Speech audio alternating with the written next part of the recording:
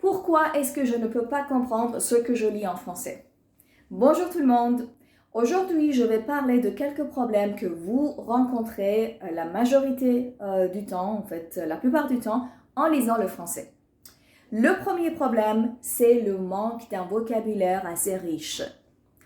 Vous lisez le français, vous comprenez la grammaire, mais les mots sont plusieurs mots à propos d'un sujet spécifique sont là que vous ne comprenez pas. Mais ça sera facilement réglé si vous continuez à lire. Bien sûr que, par exemple, la première fois, si je lis un texte à propos de l'environnement et le texte contient plusieurs vocabulaires à propos de l'environnement, je ne le comprends pas. Mais la deuxième fois que je lis le texte à propos du même sujet, je vais comprendre encore plus et plus. Et voilà, c'est comme ça que vous pourriez enrichir votre vocabulaire. Et ça, c'est très, très important.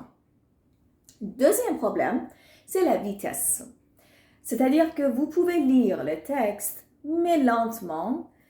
Et bon, si vous lisez pour vous-même, d'accord, c'est pas un problème, mais à l'examen, ça sera un grand problème parce que la vitesse est très importante. Vous devez être capable de lire le texte, un petit texte ou un long texte en peu de temps parce qu'après ça, il y aura aussi les questions à répondre et voilà, donc c'est le problème de tous les apprenants, de toutes les langues, pas seulement le français.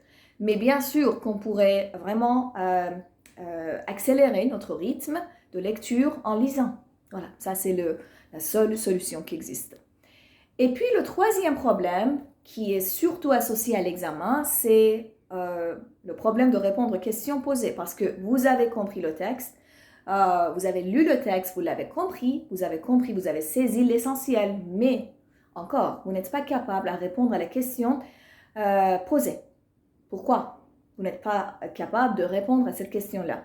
Parce que la question n'est pas assez évidente pour vous, parce que la question contient un élément que peut-être vous ne pouvez pas trouver dans le texte ou que vous avez déjà manqué dans la première lecture et vous serez obligé de revenir sur le texte et de le relire. Et ça va vous faire perdre du temps. Voilà, ça c'est le troisième problème qui est aussi l'un des problèmes essentiels des candidats du TCF.